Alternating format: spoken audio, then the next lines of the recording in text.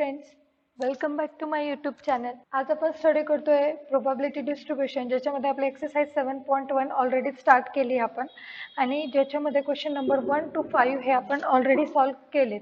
आज question number 6 पासून आपल्याला स्टार्ट करायचंय. तर चला स्टार्ट करूया. Question number 6. From a lot of 30 bulbs which include 6 defectives, a sample of 4 bulbs is drawn at the random replacement.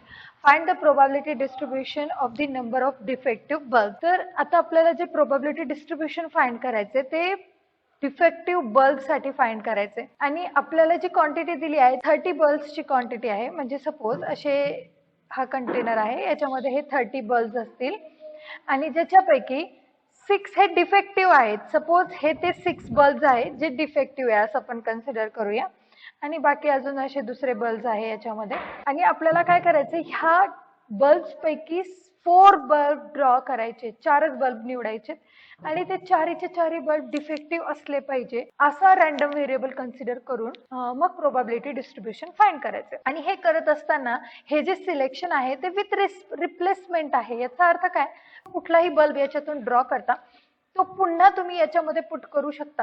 म्हणजे हा जर मी बल्ब काढला, ड्रॉ केला, तर तुम्ही पुन्हा ठेवून पुन्हा पुढचं सिलेक्शन करायचंय. ह्याप्रमाणे आपल्याला हा क्वेश्चन सॉल्व्ह करायचा. तर फर्स्ट ऑफ ऑल आपण कन्सिडर करूया की आपल्याला रँडम व्हेरिएबल काय आहे आणि काय काय दिलंय ते लिहून घेऊया. A lot of 30 bulbs out of which 6 are defective and 24 are non-defective. So 30 bulbs आहेत, 6 are defective and remaining 24 are non-defective.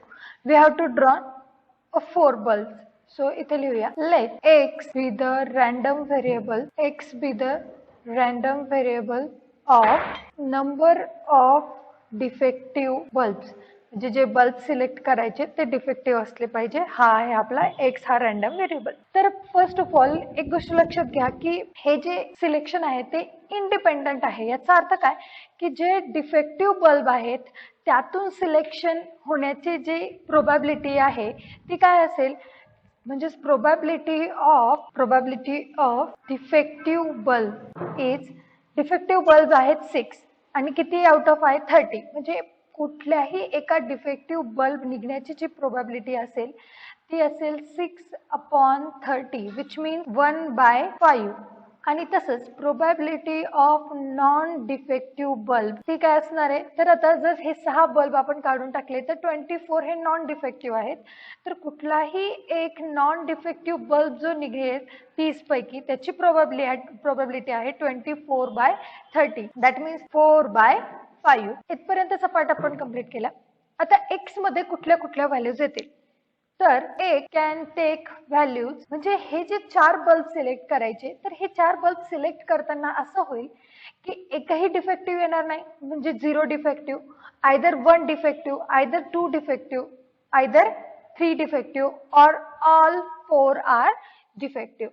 ह्याप्रमाणे म्हणजे एकही डिफेक्टिव्ह नाही, 1 डिफेक्टिव्ह, 2 डिफेक्टिव्ह, 3 डिफेक्टिव्ह आणि 4. ह्याप्रमाणे आपल्याला काय करायचे, ह्या 4 व्हॅल्यूज ह्या एक्स मध्ये येतील. आता 1 बाय 1 आपण त्याच्या प्रोबॅबिलिटी फाइंड करूया. So first, if x is 0, याचा अर्थ ज्यावेळेस एक्स इज 0 याचा अर्थ काय की एकही डिफेक्टिव्ह बल्ब नाहीये. दॅट मीन्स किंवा दॅट इज लिहूया, no defective bulb can be selected. एकही डिफेक्टिव्ह बल्ब सिलेक्ट होणार नाही. म्हणजे चारीचे चारी बल्ब असणार आहेत ते असणार आहेत नॉन डिफेक्टिव्ह आणि नॉन डिफेक्टिव्ह बल्बची प्रोबॅबिलिटी आहे 4/5. म्हणून probability of x is equal to 0 is 4/5 into 4/5 into 4/5 into 4/5. बघा काय म्हणते मी, ही प्रोबॅबिलिटी अशीच का लिहिली, तर जो नॉन डिफेक्टिव्ह बल्ब आहे त्याची जी प्रोबॅबिलिटी आहे नॉन डिफेक्टिव्ह बल्बची ती प्रोबॅबिलिटी येते 4/5 आणि त्यानुसार जर आपण कॅल्क्युलेशन केलं तर एका बल्बची प्रोबॅबिलिटी 4/5. असे 4 बल्ब आहेत आणि सगळेचे सगळे नॉन डिफेक्टिव्ह आहेत म्हणून सगळ्यांची मिळून प्रोबॅबिलिटी झाली 4/5 इंटू 4/5 इंटू 4/5 इंटू 4/5. आणि आता हा जर प्रोडक्ट घेतला तर हा प्रोडक्ट येईल 256 आणि खाली येईल 625. म्हणजे 5 चा 4th पॉवर आणि 4 चा 4th पॉवर. ही झाली probability of x is equal to 0. इथं हवं तर 1 म्हणूया. आता second, if x is equal to 1, that means 1 defective bulb and 3 non defective bulb can be selected. आता सिलेक्शन मध्ये एक डिफेक्टिव्ह असेल आणि बाकीचे उरलेले 3 नॉन डिफेक्टिव्ह असतील. मग याच्यामध्ये पॉसिबिलिटीज काय काय येतील, तर पॉसिबिलिटीज आहेत बघा, असं म्हणूया दॅट इज फर्स्ट वन, म्हणजे 4 बल्ब सिलेक्ट करायचेत ना, तर पहिला हा डिफेक्टिव्ह असेल, first one is defective and remaining non defective, म्हणजे उरलेले 3 नॉन डिफेक्टिव्ह. प्लस असं असू शकेल की second one defective and remaining non defective. Plus असं असेल की थर्ड वन डिफेक्टिव्ह येईल and remaining bulbs are non defective. आणि प्लस असं असेल की फोर्थ वन डिफेक्टिव्ह असेल अँड रिमेनिंग नॉन डिफेक्टिव्ह. मग याची प्रोबॅबिलिटी जर काढायची असेल तर probability of x is equal to 1. बघा, फर्स्ट वन इज डिफेक्टिव्ह, डिफेक्टिव्हची प्रोबॅबिलिटी आहे 1/5. पहिला जर 1/5 असेल तर उरलेले 3 हे 4/5, 4/5 आणि 4/5 असेल. प्लस सेकंड वन डिफेक्टिव्ह आहे, याचा अर्थ की पहिला नॉन डिफेक्टिव्ह आहे, दुसरा डिफेक्टिव्ह आहे, त्यानंतर उरलेले 2 पण हे नॉन डिफेक्टिव्ह आहे. प्लस आता थर्ड वन डिफेक्टिव्ह आणि बाकीचे 3 उरलेले, म्हणजे नॉन डिफेक्टिव्ह असतील 4/5, 4/5 आणि third one 1/5 and last one again 4/5. आणि लास्ट वन आता सगळे नॉन डिफेक्टिव्ह पहिले 3 आणि उरलेला शेवटचा एक फक्त डिफेक्टिव्ह. आता हे जर सगळं कॅल्क्युलेशन तुम्ही केलं इंडिव्हिज्युअली, हे कॅल्क्युलेशन चेक करून बघू शकता. तर हे जे कॅल्क्युलेशन आहे, हे कॅल्क्युलेशन केल्यानंतर तुम्हाला जे मिळणार आहे ते अगेन सेम तुम्हाला मिळणार आहे 256 अपॉन 625. तुम्ही घरी हे कॅल्क्युलेशन करून बघा. अगेन आता थर्ड पार्ट घेऊया. Third part is if x is 2, that is 2 bulbs are defective and 2 bulbs are non-defective. आता बघा, तर ही प्रोबॅबिलिटी कशी लिहायची, probability of x is equal to 2. तर पहिले 2 हे सपोज आपण असं म्हणूया की पहिले 2 हे डिफेक्टिव्ह आहे आणि नंतरचे 2 हे नॉन डिफेक्टिव्ह आहे. तर डिफेक्टिव्हची प्रोबॅबिलिटी आहे 1/5 इंटू 1/5 इंटू 4/5 इंटू 4/5. आता हे कॉम्बिनेशनच लिहायचे आपल्याला फक्त. आता सपोज यानंतर पहिला डिफेक्टिव्ह आहे, दुसरा नाही, पुन्हा दुसरा पण हा नॉन डिफेक्टिव्ह आहे आणि लास्ट वन डिफेक्टिव्ह. आणि याप्रमाणे जे सगळे पॉसिबिलिटीज आहेत त्या मी इथे लिहून घेते. तर बघा, ह्या थर्ड केस मध्ये काय येत आहे, पहिले दोन्ही पण नॉन डिफेक्टिव्ह आणि नंतरचे 2 डिफेक्टिव्ह. इथे पहिला defective, non defective, defective, non defective, आणि याप्रमाणे ज्या ज्या काही पॉसिबल कॉम्बिनेशन्स येतील तेवढे आपल्याला लिहायचे. असे 6 पॉसिबल कॉम्बिनेशन्स आलेत. आणि हे सगळं कॅल्क्युलेशन केल्यानंतरचा जो येणारा आकडा आहे तो डायरेक्ट लिहिते मी 96 अपॉन 625. तुम्ही कॅल्क्युलेशन करून बघा. तर ही झाली probability of getting 2 defective and 2 non defective bulbs. आता थर्ड वन बघूया. थर्ड वन मध्ये काय येईल, if x is equal to 3, that is 3 bulbs are defective and 1 non-defective. तर अगदी ह्या जो सेकंड आहे त्याप्रमाणे ह्या सगळ्या प्रोबॅबिलिटीज येतील. जसं हे आपण P of 1 मध्ये काढलं ना, त्याचप्रमाणे ह्या प्रोबॅबिलिटीज येतील. तर डायरेक्ट मी त्या प्रोबॅबिलिटीज लिहिते की 3 डिफेक्टिव्ह आणि 1 नॉन डिफेक्टिव्हचे कॉम्बिनेशन्स काय असतील. तर probability of x is equal to 3 is, suppose की पहिले तिन्ही हे डिफेक्टिव्ह आहेत, so therefore 1/5 into 1/5 into 1/5 into 4/5. Plus त्याच्यानंतर सपोज पहिले 2 हे डिफेक्टिव्ह, दॅट इज 1/5 इंटू 1/5. तिसरा हा नॉन डिफेक्टिव्ह आणि लास्ट वन अगेन डिफेक्टिव्ह. हे कॉम्बिनेशन झालं. पुढे suppose first one is defective, second one is not defective आणि उरलेले पण हे नॉन डिफेक्टिव्ह. आणि आता लास्ट कॉम्बिनेशन काय उरलंय की फर्स्ट नॉन डिफेक्टिव्ह आणि उरलेले सगळे डिफेक्टिव्ह. आणि हे सुद्धा सगळं कॅल्क्युलेशन करून येणारा आन्सर आहे 16 अपॉन 625. तर आता लास्ट आता फक्त काय उरलंय की probability of getting x is equal to 4. So probability of x is equal to 4. तर ही प्रोबॅबिलिटी काय असेल, x इज इक्वल टू 4 याचा अर्थ की सगळेचे सगळे डिफेक्टिव्ह, आणि डिफेक्टिव्हची प्रोबॅबिलिटी आहे ऑल आर डिफेक्टिव्ह आणि डिफेक्टिव्हची प्रोबॅबिलिटी आहे 1/5. So 1/5 into 1/5 into 1/5 into 1/5. हवं तर इथे ब्रॅकेट मध्ये लिहिते all are defective and which is 1/625. आता फक्त प्रोबॅबिलिटी डिस्ट्रीब्युशन लिहायचं आहे, तर तो टेबल इथे लिहूया. therefore required probability distribution is x is equal to small x and probability of x is equal to x. इथे x आहे म्हटलं तरी चालतं. सो x च्या व्हॅल्यूज आहेत 0, 1, 2, 3 and 4. 0 साठी प्रोबॅबिलिटी आली होती 256/625. 1 साठी प्रोबॅबिलिटी आली आपल्याला अगेन तीच 256/625. 2 साठी प्रोबॅबिलिटी आहे 96/625. 3 साठी प्रोबॅबिलिटी आली होती 16/625 अँड 4 साठी 1/625. आणि ह्याप्रमाणे हा क्वेश्चन आपला इथे कंप्लीट झाला. थोडासा लेंदी क्वेश्चन आहे. फक्त जर हे गोष्ट समजली की बल्ब डिफेक्टिव्हची काय, नॉन डिफेक्टिव्हची काय प्रोबॅबिलिटी आणि सिलेक्शन काय करायचं तर अगदी क्वेश्चन सोपा आहे. फक्त कॉम्बिनेशन, हे जे कॉम्बिनेशन आहे ते केअरफुली लिहा म्हणजे तुमचा आन्सर हे बरोबर येईल. आता जाऊया आपल्या 7 नंबरच्या क्वेश्चनला. A coin is bias so that the head is 3 times as likely to occur as tail. If the coin is tossed twice, find the probability distribution of number of tails. आता एक कॉइन आहे तो biased याचा अर्थ की तो accurate असा coin नाहीये.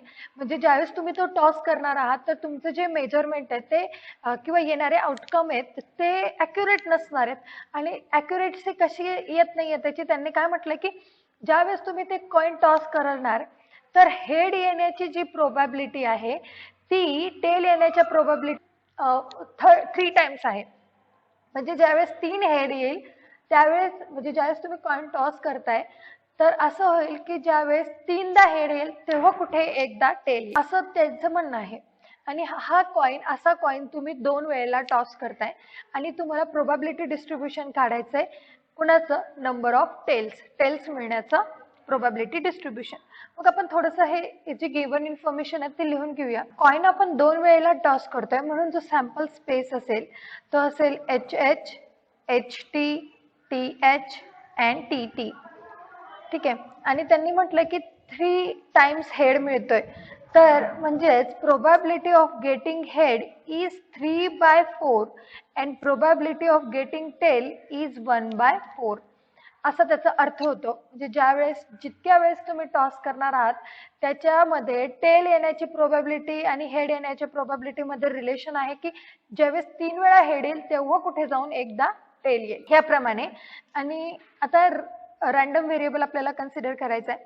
So let x be the random variable for number of tails. म्हणजे जे रँडम व्हेरिएबल आहे ते आहे number of tails.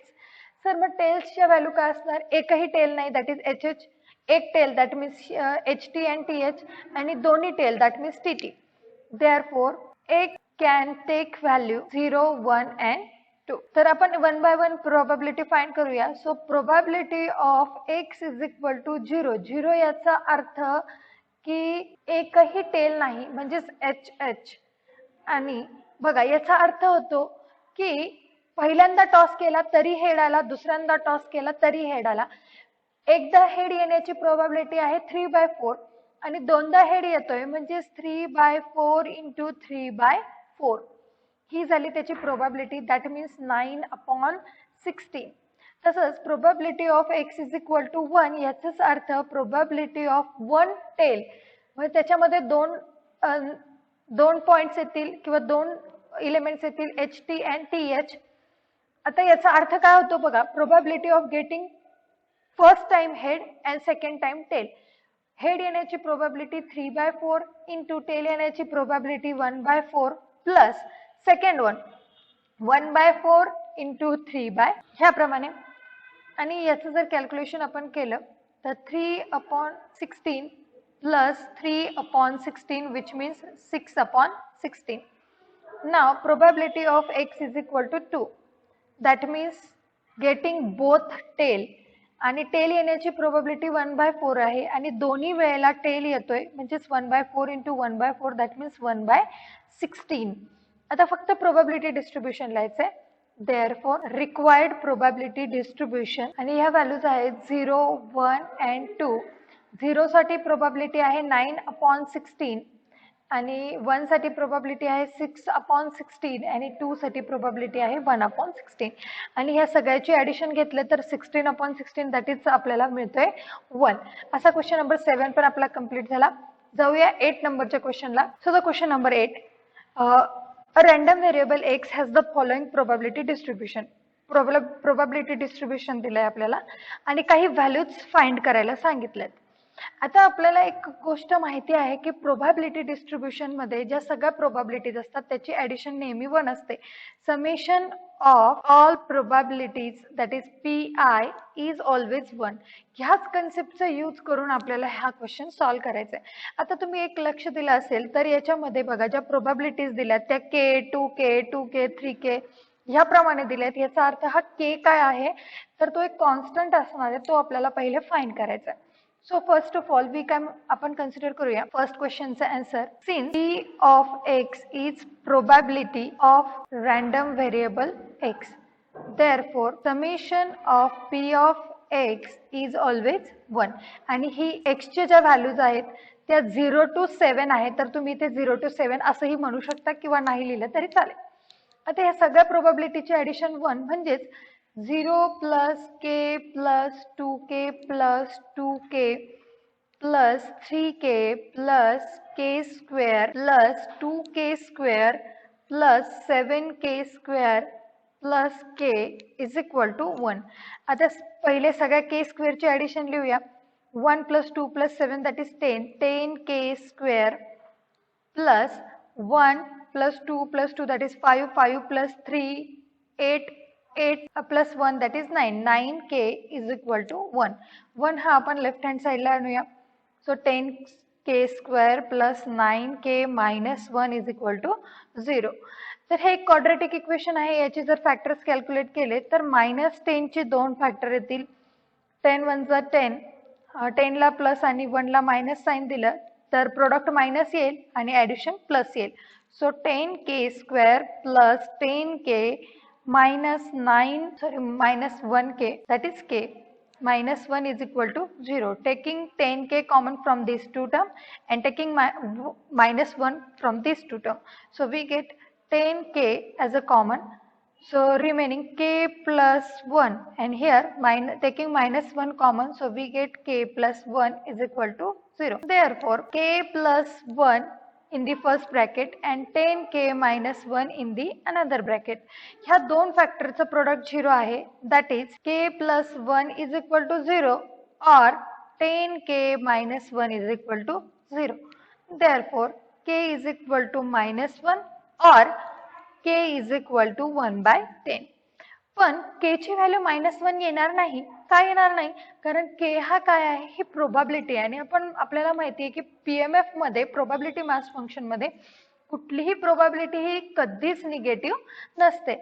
Here we can say that k is not equal to -1 because k that is probability and which is always lies between 0 to 1 which is not negative. Therefore k is equal to 1/10. तर पहिल्या क्वेश्चनचा answer आपल्याला मिळाला ते आला 1/10. आता आपण second क्वेश्चनला जाऊया. तर त्याच्यामध्ये काय फाइंड करायचे? सेकंड क्वेश्चन मध्ये फाइंड करायचे probability of x is less than 3. म्हणजे x ची व्हॅल्यू 3 पेक्षा छोटी म्हणजे कोणत्या व्हॅल्यू 0, 1 and 2 ह्या तिघांची प्रोबॅबिलिटी आपल्याला काढायची आहे. मग आपण असं लिहू शकतो probability of x is equal to 0 plus probability of x is equal to 1 plus probability of x is equal to 2. Hence x is equal to 0 ची probability 0 आहे, 1 ची आहे k आणि 2 ची आहे 2k. ह्या दोघांची ॲडिशन केली तर 3k मिळालं आणि k ची व्हॅल्यू आपण ऑलरेडीच काढली आहे. सो 3 into 1/10 that is 3/10 आणि ते लिहूया since k is equal to 1/10. आता जाऊया थर्ड कडे. So third one, probability of x is greater than 4. आता x greater than 4 म्हणजे कोण? 4 पेक्षा मोठा आहे 5, 6 and 7. So we can write probability of x is equal to 5 plus probability of x is equal to 6 plus probability of x is equal to 7. So it is k square plus 2k square plus 7k square plus k, which means 10k square plus k is k. Okay, so value of k is 1 by 10, it's a square, plus 1 by 10. एक 10 इथे cancel झाला and we get 1 upon 10 plus 1 upon 10, which is 2 upon 10. That means 1 by 5. So we get probability of x is greater than 4 is 1 by, आणि हा झाला question number 3 complete. अगदी सोपा question होता.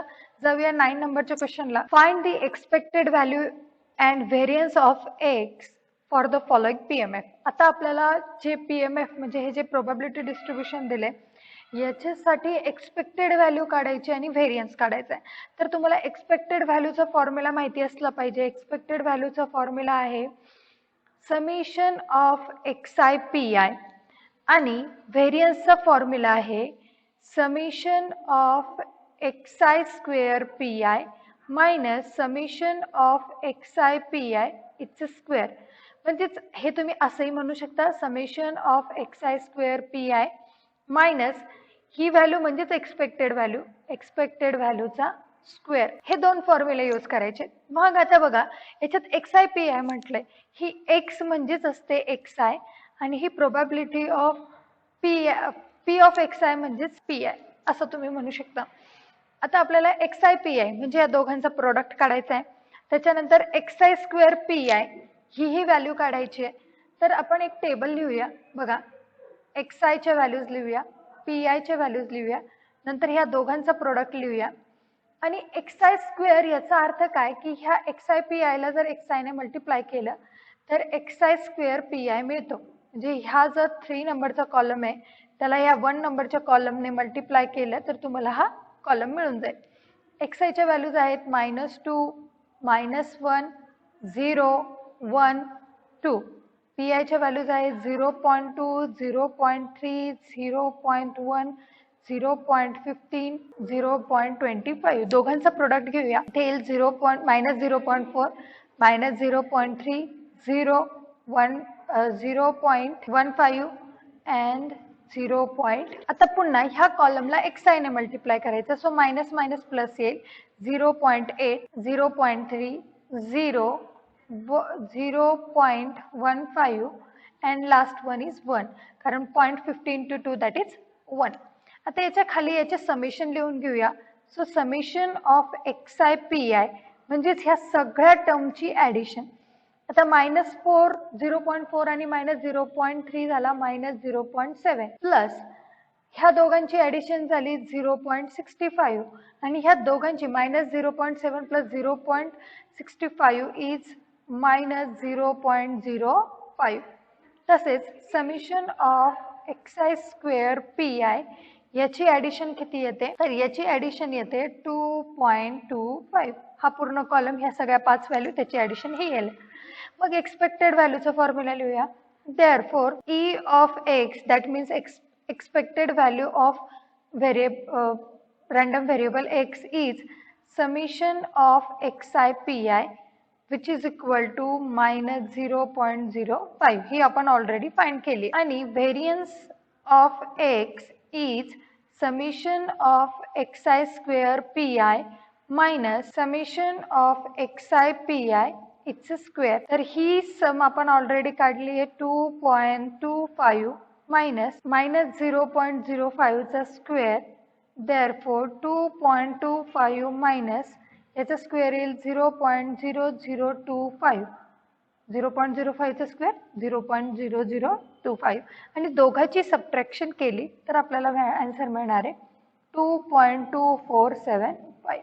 Hence variance of x 2.2475. हाही एक important question आहे याप्रमाणे. तर हा झाला क्वेश्चन नंबर 9. जाऊया पुढच्या क्वेश्चनला. Question number 10. Find the expected value and variance of x. मी तेच पुन्हा एक्सपेक्टेड व्हॅल्यू आणि व्हेरियन्स फाइंड करायचं आहे म्हणजे मीन आणि variance. Where x is the number obtain on upper most face when a fair die is thrown. एक die आहे तो थ्रो केल्यानंतर त्याच्या अप्पर मोस्ट फेसला काय व्हॅल्यू येते ती व्हॅल्यू म्हणजे तुमचा रँडम व्हेरिएबल एक्स. आता एक डाय कन्सिडर केला आपण, सपोज असा हा तो डाय आहे आणि त्याचा जो अप्पर मोस्ट फेस आहे, म्हणजे हा जो वरचा पार्ट असतो ना, हा अप्पर मोस्ट फेस, आणि याच्यावर काय नंबर येणार आहेत ते नंबर म्हणजे झाला आपला रॅन्डम व्हेरिएबल. आता आपल्याला माहिती आहे की जो एक डाय आपण जर थ्रो केला तर जो सॅम्पल स्पेस आपल्याला मिळतो त्या सॅम्पल स्पेस मध्ये 1 to 6 हे नंबर्स असतात. आणि ज्या वेळेला आपण अप्पर मोस्ट फेसचं म्हणतोय, तर समजा एकदा डाय थ्रो केला तर काही वेळेला 1 येईल, काही किंवा एखाद्या वेळेला 2 येईल, 3 येईल, 4 येईल, म्हणजे जो सॅम्पल स्पेस आहे तोच आपला रॅन्डम व्हेरिएबलच्या व्हॅल्यूज येते. हे जर थोडक्यात कळलं की पुढचा क्वेश्चन सोपा होतो. मग थोडंसं थेरॉटिकल पार्ट जो आहे तो लिहून घेते. तर एक्स हा रॅन्डम व्हेरिएबल आहे. कसला की obtain the uppermost face, number obtain on the uppermost face on the pair die. आणि एक्सच्या पण ज्या व्हॅल्यूज असतील, x can take values same ज्या सॅम्पल स्पेसच्या आहेत त्या 1, 2, 3, 4, 5 and 6. आता एक गोष्ट लक्षात घ्या की 1 येण्याची प्रोबॅबिलिटी, 2 येण्याची प्रोबॅबिलिटी, 3, 4, 5, 6 ह्या सगळ्याच्या प्रोबॅबिलिटी इक्वल असणार आहेत. म्हणजे जर ह्या प्रत्येक सॅम्पल स्पेस मधल्या किंवा या रॅन्डम व्हेरिएबल मधल्या प्रत्येक इलिमेंट येण्याची प्रोबॅबिलिटी ही सेम आहे आणि ती प्रोबॅबिलिटी आहे 1/6. मग आपण इथे असं म्हणू शकतो, therefore probability of getting x is 1/6 for x is equal to 1, 2, 3, 4, 5 and 6. सगळ्याच्या प्रोबॅबिलिटी सेम. मग आता आपल्याला फाइंड करायचं आहे एक्सपेक्टेड व्हॅल्यू अँड व्हेरियन्स. त्याच्यासाठी आपण तो टेबल लिहूया जिथे एक्स आय आपण लिहितो, पी आय लिहितो, एक्स आय पी आय लिहितो आणि एक्स आयचं स्क्वेअर इंटू पी आय असं म्हणतो. आता एक्स आयच्या व्हॅल्यूज आहेत 1, 2, 3, 4, 5 and 6 आणि सगळ्याच्या प्रोबॅबिलिटीज इक्वल आहे 1/6, 1/6, 1/6, 1/6 and 1/6. आता यांचा प्रोडक्ट जर घेतला तर 1/6, 2/6, 3/6, 4/6, 5/6 and 6/6. एक्सआयचा स्क्वेअर म्हणजे याचा स्क्वेअर करून मल्टिप्लाय करा. So 1/6, 4/6, 9/6, 16/6, 25/6 and 36/6. आता ह्या कॉलमची जर ऍडिशन करून ठेवली आपण तर summation of x i p I, बघा सगळ्यामधून 1/6 कॉमन निघेल. हवं तर आपण हे कॅल्क्युलेशन वेगळंच करूया इथे एक्झाम्पल मध्ये. So therefore expected value of x is equal to summation of xi pi, which is equal to 1/6 plus 2/6 plus 3/6 plus 4/6 plus 5/6 plus 6/6. सगळ्यातून जर मी 1/6 कॉमन घेतला तर इथे मिळेल 1 plus 2 plus 3 plus 4 plus 5 plus 6 and which is equal to 1/6 common घेतला आणि या सगळ्याची ऍडिशन येईल 21. So 21/6 which is equal to 7/2. आणि हवं तर तुम्ही याला पॉइंट मध्ये कॅल्क्युलेट करा किंवा तसंच ठेवलं तरी चालेल. तसंच व्हेरियन्स ऑफ एक्स काय येईल, variance of x he summation of x i square p I, he summation काय असेल, ही सगळी सम याच्यातून 1/6 कॉमन घेतला तर 1 plus 4 plus 9 plus 16 plus 25 plus 36 आणि ही सगळी सम येईल, ही सम आली 91. So we get 91/6. तर व्हेरियन्सचा फॉर्म्युला लिहूया. Variance his formula is summation x i square p i minus summation of x i p i its square. ही सम आहे 91/6 मायनस हे आलं होतं बघा इथं 7/2 घेते मी, 7/2 चा square, that means 91/6 minus 49/4. Cross multiplication केलं, 91 into 4 minus 49 into 6 divided by, therefore we get, after solving this we get 35/12. आणि हवं तर तुम्ही याला पॉइंट मध्ये लिहू शकता किंवा असंच ठेवलं तरी चालेल.